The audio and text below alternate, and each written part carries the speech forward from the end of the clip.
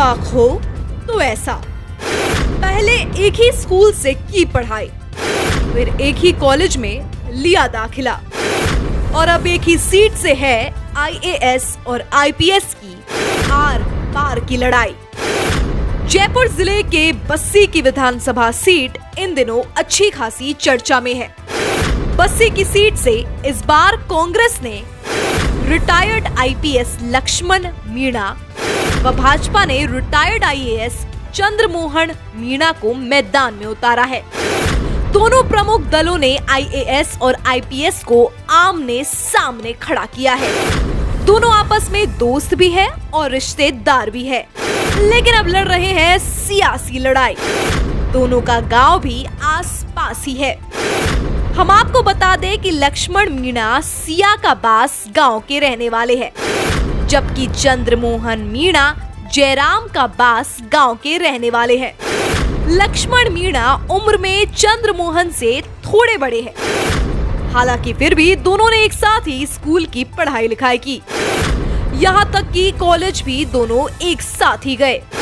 चंद्रमोहन मीणा को 2015 से 2019 तक राज्य सरकार में सूचना आयुक्त बनाया गया था। चंद्रमोहन 1980 व लक्ष्मण 1982 बैच के अधिकारी रहे। जालोर में 1988 से 1990 तक चंद्रमोहन कलेक्टर रहे थे और वहां पर लक्ष्मण एसपी थे।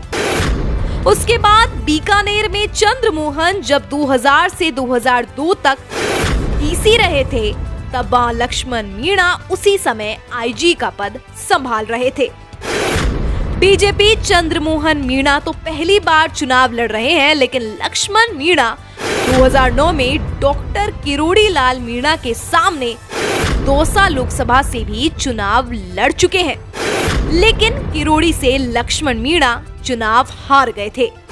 2008 से 2018 तक यानी 10 साल विधायक रही अंजू देवी धानका ने बस्सी के क्षेत्र में विकास के नाम पर कुछ भी काम नहीं करवाया था, लेकिन जब 2018 में लक्ष्मण मीणा निर्दलीय जीत कर आए तो लक्ष्मण मीणा ने भयंकर तरीके से काम करवाया। बस्सी में लक्ष्मण ने विकास की लहर चला दी और लक्ष्मण मीणा अगर चुनाव जीतेंगे तो अपने काम के दम पर ही चुनाव जीतेंगे। बस्सी के मतदाताओं का मिजाज सियासी दलों के भी समझ के बाहर है।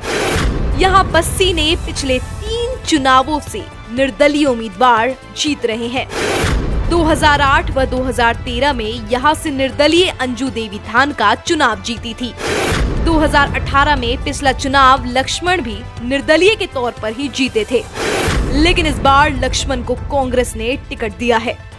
इससे पहले 1993 से 2003 तक कन्हैया लाल मीणा भाजपा के टिकट पर जीते थे। हालांकि 1990 में कन्हैया लाल मीणा की भी सीट पर एंट्री निर्दलीय चुनाव जीतने से ही हुई थी।